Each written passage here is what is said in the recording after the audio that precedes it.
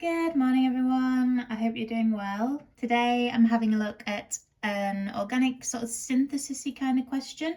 And I say kind of just because we're thinking about sort of isolated reactions of compound K as opposed to kind of like more of a we go from this to this to this to this. Anyways, still kind of a very common type of question, certainly in the OCR papers, and also something that you'll need to be able to do if you are an AQA student, minus that bit there. So kind of focus on the top and bottom parts rather than the side part. This is from an OCR paper, the 2017 Synthesis and Analytical Techniques paper. But like I say, all but that reaction also need to be aware of if you are studying the AQA specification. So with this particular question, like I say, we're focusing around compound K. So it's how can we form compound K from a carbonyl compound by reduction? What then will happen to compound K if we react it with NABR and H2SO4? And what will then happen to compound K when we use an acid catalyst and heat?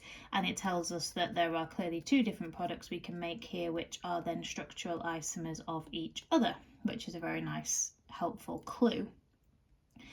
Now, as I'll have said on previous videos, there has to be some element of rote learning, reaction types, mechanism types or mechanism names, and sort of parts of the mechanism, knowing your reagents and your conditions, with a view of when you can then look at questions like this going, okay, yes, so I can see that compound K is a secondary alcohol.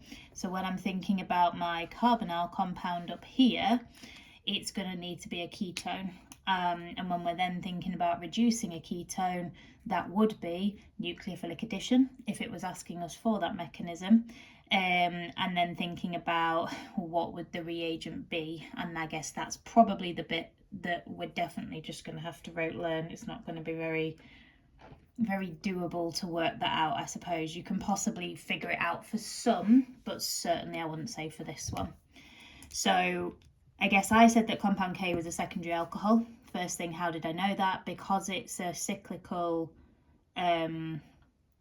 compound and the OH is coming off one of the carbons within that cycle.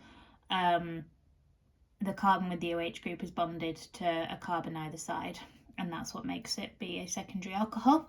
So if we're thinking now about drawing our carbonyl compound, the C double bond O would need to be where the OH group then ended up. You'd think I'd be better at drawing hexagons by now. My apologies. I can only apologise, or I can only give my apologies for not being better at drawing them. And then obviously don't forget that there is this methyl group on there as well, which is going to be helpful for this part, but I also think they've done it just to be a little bit annoying, because some students will miss that off and therefore obviously lose the marks. So that's the carbonyl compound. That's going to be a ketone, again because the C with the C double bond O is in the middle of two other carbons rather than it being on the end.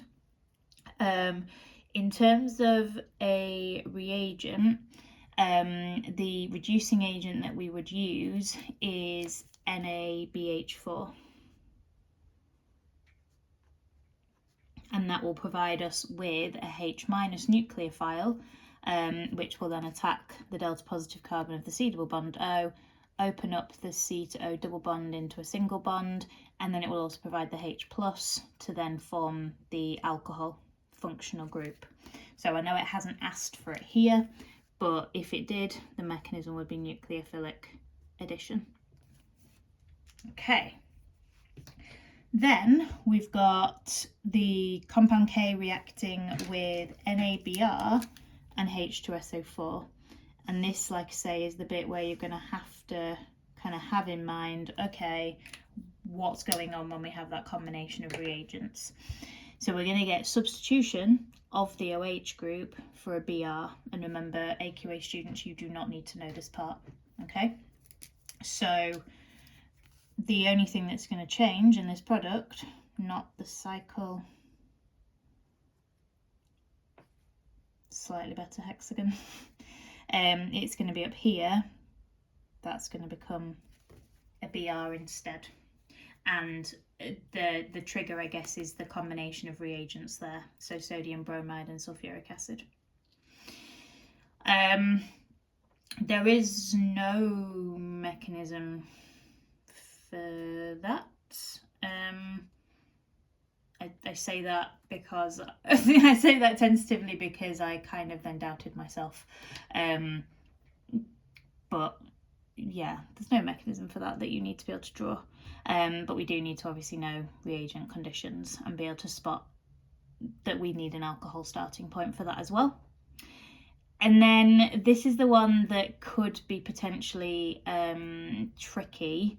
Acid catalyst and heat, two different products being made. So the acid catalyst is going to be sulfuric acid.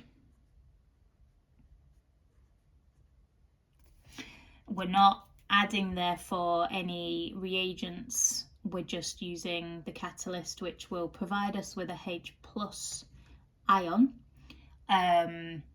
which it will then get back, because obviously a catalyst can't be changed permanently. It can only be, I guess, temporarily altered and must therefore be reformed at the end. And what we're going to be doing here is elimination. And again, I know it hasn't asked for the name of the mechanism, but we're going to be doing elimination. So we are going to remove a molecule of water. We're going to take the OH off, and then we're going to take a H from one of the neighbouring carbons. And that might give you a bit of a clue as to why we're going to end up with structural isomers, because if I take a hydrogen from the carbon to the right of where the OH is, that's going to leave me with a double bond there. If I take it from the other side, it's going to leave the double bond there, and because it's not symmetrical, because of this methyl group, they would then end up being different alkene products. Now, if you're an OCR student, you don't need to know the mechanism for this. You need to know its elimination, but you don't need to be able to draw it. If you're an AQA student, you would be expected to be able to draw that mechanism. So your lone pair on your oxygen would form a bond with the H plus from the catalyst to make this an OH2 group, and the oxygen therefore would have a positive charge. That then eliminates itself, leaving us with a carbocation where the positive charge would be on this carbon, and then we would show the carbon-hydrogen bond on either side, the electrons in that bond going to the CC bond to make it a C double bond C bond. So you do need to know that mechanism if you are an AQA student watching this. So in terms of one of the options,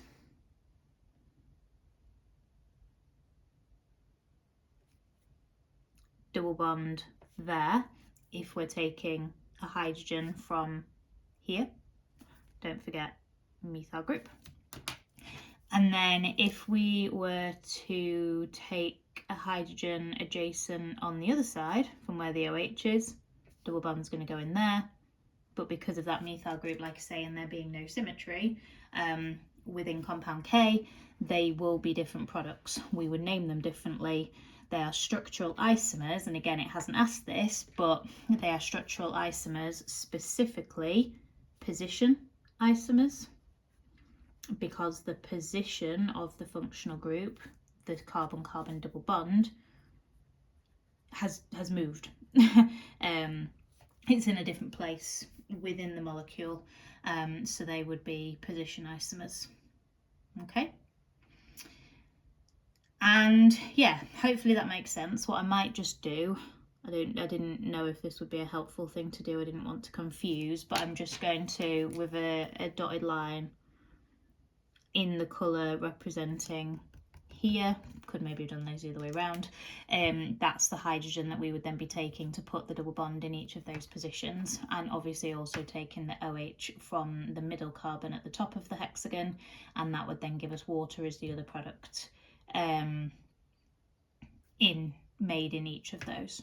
Okay, so obviously we can see how important it is that we know all the different reactions and how they can link in reactions from year 12 and year 13 all into the same kind of question, bring in reagents, bring in maybe mechanisms. So yeah, one of the things I would 100% advise between now and next week is just if you've got a big synthesis map, kind of using it for answering questions, but also, as I've definitely shared before, kind of writing all the different homologous series names down on a piece of paper, like different pieces of paper, turning them all face down, turning them over at random. Ooh, can I go from an alkane to an aldehyde? And yes, it might be more steps than you'd ever get asked in an exam, but that's great preparation to be able to go, ah, yes, because I can go from an alkane to an alkene to an alcohol to an aldehyde. Perfect. Or I can go from an alkane to a halogenoalkane to an alcohol to an aldehyde. And practicing that, and then having a go at drawing any relevant mechanisms and naming different kind of compounds along the way, thinking about things like this in terms of different isomers you can make. That's all going to be really proactive rather than passive revision, and it can be hard to know how to revise them without just sitting there and copying out the mechanism over and over again.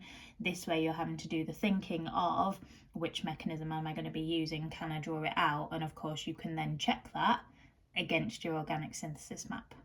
Okay, but again, hopefully that's been useful, guys. Any questions, as always, please do just ask in the comments or send me a message, and yeah, I'll be back with more videos in the next few days.